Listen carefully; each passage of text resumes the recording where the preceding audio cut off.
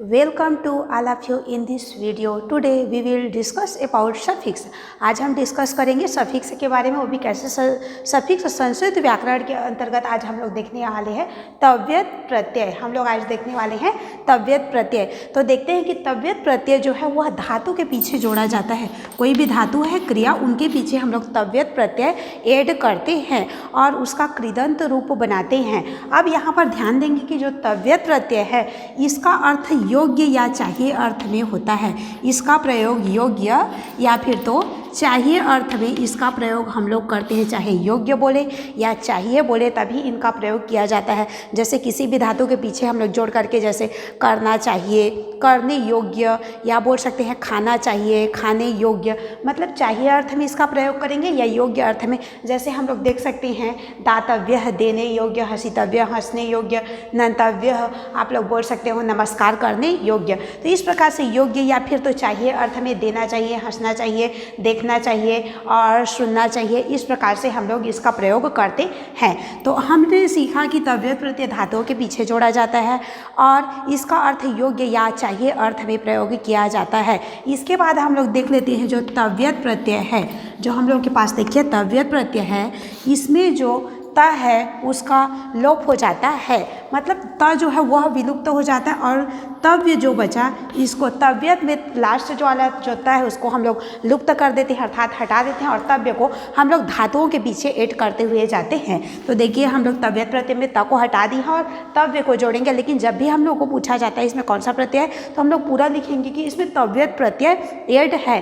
तो यहाँ पर देखेंगे इसमें तव्य को जोड़ा जाता है तो इसका रूप हम लोग का पुल्लिंग में, अगर पुल्लिंग की बात करते हैं तो पुल्लिंग में इसका रूप तव्य हो जाता है। जो तव्य है हम लोग के पास शेष, तो इसका रूप पुल्लिंग में तव्य है, मतलब तव्य को जोड़ेंगे। हम लोग बोलेंगे कि तव्यत प्रत्यय ऐड कर ले रहे हैं, लेकिन जब भी हम लोग इसको पुल्लिंग में ऐड करेंगे तो तव्य करेंगे और स्त्रीलिंग में ऐड करेंगे, स्त्रीलिंग का रूप बनाएंगे। अगर स्त्रीलिंग में अगर हम लोग इसका प्रयोग करेंगे तो यहाँ पर देखिए इसका प्रयोग हम लोग तव्य, मतलब तव्यत प्रत्यय में हम लोग तव्य को ही ऐड करेंगे। और अगर हम लोग नपुंसक लिंग की बात करते हैं, अगर नपुंसक लिंग में हम लोगों को इसको ऐड करना है तो चूंकि तव्यत प्रत्यय अगर नपुंसक लिंग के साथ ऐड करना है हम लोगों को, मतलब बोल सकते हैं धातु का अगर नपुंसक लिंग रूप बनाना है तो हम लोग का तव्यत का हो जाएगा। फर्स्ट तो हम लोग तव्य को जोड़ते हैं, त को हटा देते हैं और नपुंसक लिंग है तो तव्यम। इस प्रकार से हम लोग इसका पुल्लिंग रूप हो जाता है तव्य, स्त्रीलिंग रूप हो जाता है तव्या और नपुंसक लिंग रूप हो जाता है तव्यम। यहाँ पर ध्यान देंगे जैसे दा है तो दातव्य पुल्लिंग रूप हो गया। दा हम लोग पास धातु है, अगर इसमें तव्यत प्रत्यय हम लोग ऐड करते हैं तो चूंकि ता को हटा देते हैं और पुल्लिंग में तव्य ऐड करते हैं और स्त्रीलिंग में तव्य ऐड करते हैं और नपुंसक लिंग में तव्य में ऐड करते हैं। तो देखिए यहाँ पर अगर दा धातु, दा मतलब देना है, तो अगर देना चाहिए या देने योग्य के अर्थ में हम लोग प्रयोग करेंगे तो दा प्लस तव्यत, मतलब दा धातु के साथ अगर हम लोग तव्यत प्रत्यय ऐड करेंगे तो पुल्लिंग में इसका दातव्य हो जाएगा, स्त्रीलिंग में दातव्य हो जाएगा और नपुंसक लिंग में दातव्यम हो जाएगा। तो इस प्रकार से हम लोग तव्य और तव्यम का प्रयोग करते हैं। अब इसके बाद हम लोग अगला नियम देख लेते हैं। अगर धातु में कोई भी धातु हो उसमें कोई भी मात्रा ना हो, अगर हम लोग पास धातु है इसमें कोई भी मात्रा ना हो, मतलब हलंत युक्त हो, या बोल सकते हैं इसमें कोई भी मात्रा नहीं है और हलंत युक्त जो धातु होते हैं उसमें ई का आगमन हो जाता है। अगर हम लोग उसमें तव्यत प्रत्यय ऐड करेंगे तो उसमें ई का आगमन हो जाता है। जैसे हम लोग लिख सकते हैं, लिख धातु ले लिए हैं हम लोग, इसमें ध्यान देंगे। जैसे हम लोग सिंपल धातु ले लेते हैं पहले, जैसे पट है तो हम लोग पट धातु ले लिए हैं तो इसमें ई का आगमन हो जाएगा। देखिए यहाँ पर अगर नियम बोला जा रहा है कि अगर धातु है, धातु में कोई भी मात्रा ना हो, मतलब हलंत युक्त धातु हो, तो धातु के पूर्व, धातु के जो भी वर्ण है उसके पूर्व, मतलब जो धातु का लास्ट वर्ण है, अक्षर है, उसके पहले ई का आगमन हो जाता है। तो हम लोग अगर इसको ऐड करेंगे, पट प्लस तव्यत प्रत्यय ऐड करना है हम लोगों को, तो हम लोग पुल्लिंग रूप पहले देख लेते हैं।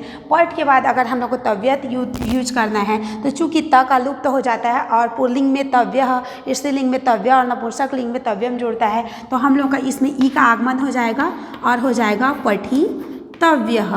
हम लोग का हो गया पठितव्य है, पुल्लिंग रूप हो गया जी। पठितव्य करेंगे तो स्त्रीलिंग रूप और पठितव्यम करेंगे तो इसका नपुंसक लिंग रूप हो जाएगा। तो इसका नियम है कि इसमें ई का आगमन हो जाता है। लेकिन अगर बोल सकते हैं इन धातुओं में, कोई भी धातु ले लेंगे, धातुओं में अगर ई है, जैसे हम लोग ई देख लेते हैं लिख, इसमें ई का आगमन हो गया है।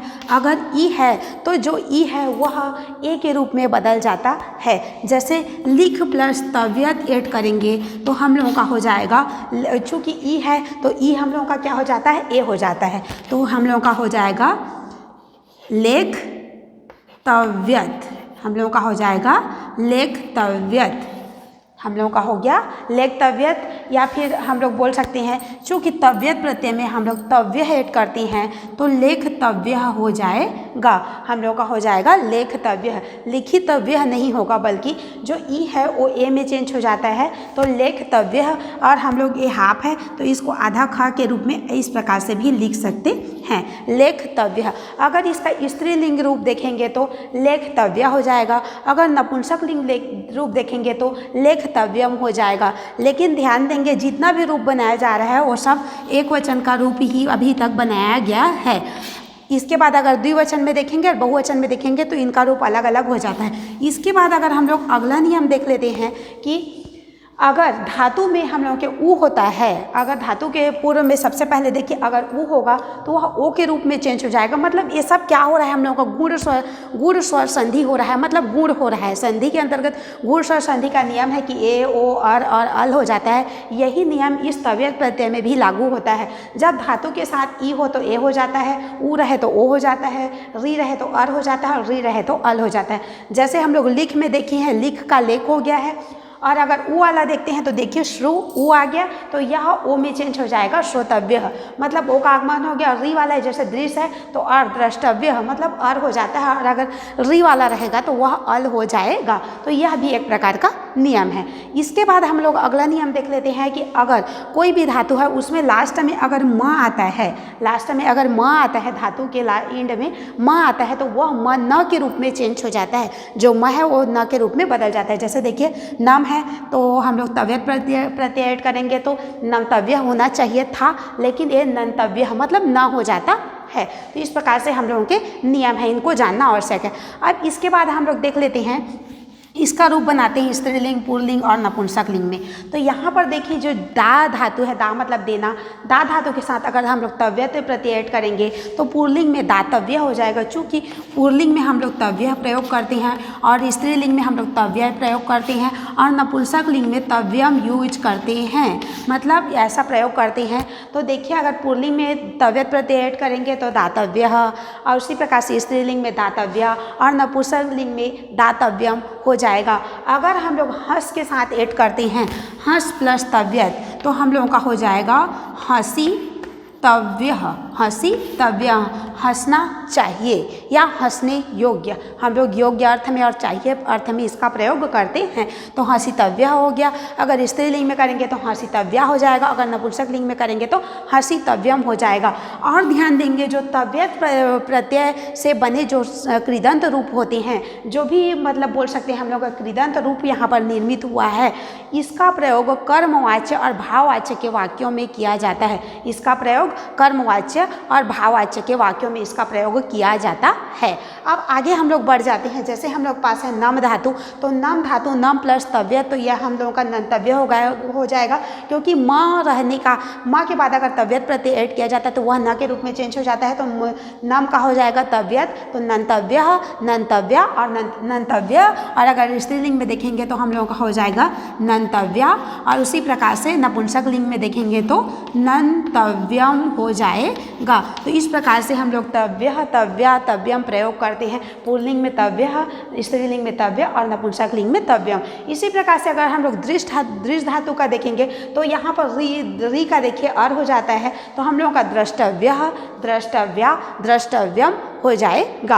अगर हम लोग नी धातु का देखेंगे, नी मतलब होता है ले जाना, तो देखिए लेने योग्य या ले जाने योग्य, अगर या ले जाना चाहिए अर्थ में अगर हम लोग प्रयोग करेंगे तो नी के साथ तव्य प्रत्यय ऐड करते हैं तो हम लोगों का नी ई का हो ए हो जाता है। चूँकि हम लोगों का नियम है ई का ए हो जाता है, तो देखिए नेतव्य, नेतव्या और नेतव्यम इसका हो जाएगा। अब इसके बाद श्रु का देखें, श्रु मतलब सुनना के साथ अगर सुनने योग्य या सुनना चाहिए अर्थ में हम लोग इसका प्रयोग करते हैं, तो देखिए श्रु प्लस तव्यत इक्वल श्रोतव्य, यहाँ पर ओ हो गया है, चूंकि गुण और संधि का नियम यहाँ पर लागू होता है, श्रोतव्य और श्रोतव्या, और इस प्रकार से नपुंसक लिंग में श्रोतव्यम हो जाएगा। अब यहाँ पर और हम लोग ध्यान देंगे, चूंकि ये तो सिर्फ एक वचन रूप है, अगर हम लोग एक वचन पुल्लिंग की बात करेंगे तो ऐसा रूप हो जाएगा, अगर एक वचन स्त्रीलिंग के बारे में बात करेंगे तो दातव्या, हसितव्या, नंतव्या, इस प्रकार से रूप हो जाएगा। अगर नपुंसक लिंग एक वचन की बात करेंगे तो हम लोग दातव्यम, इस प्रकार से हसितव्यम, और नंतव्य का नंतव्यम, इस प्रकार से इसका रूप हो जाता है। अब आगे देखेंगे ये तो सिर्फ एक वचन रूप है, अगर हम लोग पुल्लिंग का एक वचन, द्विवचन और बहुवचन रूप देखें, इसी प्रकार से स्त्रीलिंग का और नपुंसक लिंग का रूप देखेंगे तो देखिए पुल्लिंग का जो रूप होता है वह बालक के समान होता है, इसका रूप बालक के समान होता है। तो बालक का हम लोग प्रथमा विभक्ति पर पहुंच जाते हैं, बालकः, बालकौ, और देख लीजिए बालकाः, बालकः, बालकौ, बालकाः। चूँकि हम लोग तव्यत प्रत्यय में पुल्लिंग में यहाँ पर देखिए हम लोग एक वचन लिख सकते हैं, ये द्विवचन रूप लिख सकते हैं और ये बहुवचन रूप है। चूँकि हम लोग तव्यत प्रत्यय में पुल्लिंग में तव्य प्रयोग करते हैं, तव्य प्रयोग करते हैं, तो देखिए हम लोग अगर बालका है तो तव्य, बालकौ है तो हम लोगों का हो जाएगा तव्यौ, और यहाँ पर बहुवचन में हम लोगों का जैसे बालकः प्रयोग किया गया है तो हम लोग तव्याः प्रयोग करेंगे। जैसे दा का अगर हम लोग पुल्लिंग, दा दातव्य है, इसका पुल्लिंग में देखेंगे तो एक वचन में हम लोग का दातव्य और द्विवचन में दातव्यौ और बहुवचन में दातव्याः हो जाएगा। उसी प्रकार से अगर हम लोग हसितव्य का पुल्लिंग रूप देखेंगे तो हसितव्यः, हसितव्यौ, हसितव्याः, मतलब एक वचन, द्विवचन, बहुवचन रूप इस प्रकार से यूज कर सकते हैं। और चूँकि कर्मवाच्य में हम लोग कर्म के अनुसार क्रिया को बदलते हैं, तो कर्म अगर एक वचन है तो एक वचन क्रिया रूप हो जाएगा, द्विवचन है द्विवचन, बहुवचन है तो बहुवचन, तो हम लोगों को तीनों बहुवचनों की आवश्यकता होगी। इसी प्रकार से अब हम लोग आगे देख लेते हैं, जैसे हम लोग स्त्रीलिंग रूप का जानना चाहें तो स्त्रीलिंग के लिए देखिए इसका रूप लता के समान चलता है, लता, लते, लता, या बालिका, बालिके, बालिकाः बोल सकते हैं। तो यहाँ पर चूँकि स्त्रीलिंग में तव्या प्रयोग किया जाता है, तव्यत प्रत्यय का हम लोग यूज करते हैं तव्या, इसमें हम लोग तव्य प्रत्यय ऐड करते हैं, बोलते हैं तव्यत प्रत्यय ऐड किए, लेकिन स्त्रीलिंग रूप बनाने के लिए हम लोग तव्य प्रत्यय ऐड करते हैं। तो यहाँ पर देखिए तव्या है, अगर एक वचन में लता है तो तव्या हो गया, द्विवचन में लते है तो हम लोगों का हो गया तव्ये। अब इसी प्रकार से लता है तो हम लोगों का हो जाएगा तव्याः। तो इस प्रकार से हम लोग स्त्रीलिंग में एक वचन है हो गया और ये द्विवचन हो गया और ये बहुवचन हो गया, मतलब हम लोग एक वचन में तव्या, द्विवचन में तव्ये और बहुवचन में तव्याः का प्रयोग करते हैं। लेकिन हम लोग बोलते हैं कि सिर्फ तव्यत प्रत्यय ऐड कर रहे हैं, तो एक वचन में तव्या, द्विवचन में तव्य और बहुवचन में तव्याः। जैसे दा धातु का हम लोग स्टार्टिंग में दा है तो दाही को ले लेते हैं, तो हम लोग का दातव्या, दातव्ये, दातव्याः हो जाएगा, मतलब एक वचन में दातव्या, द्विवचन में दातव्य और बहुवचन में दातव्या। जैसे हम लोग कोई धातु लेते हैं श्रोतव्या, तो यहाँ पर स्त्रीलिंग है तो श्रोतव्या और द्विवचन श्रोतव्य और स्त्रीलिंग में बहुवचन श्रोतव्याः हो जाएगा। अगर हम लोग नपुंसक लिंग की बात करेंगे, अगर हम लोगों को नपुंसक लिंग कर्मवाचक वाक्य बनाने के लिए अगर नपुंसक लिंग का धातु लेना है, कृदंत रूप लेना है, तो देखिए नपुंसक लिंग में हम लोगों का इसका रूप फल की तरह चलता है, फल की तरह, तो फल का फलम हो जाता है और फले और फलानी, फलम फले फलानी।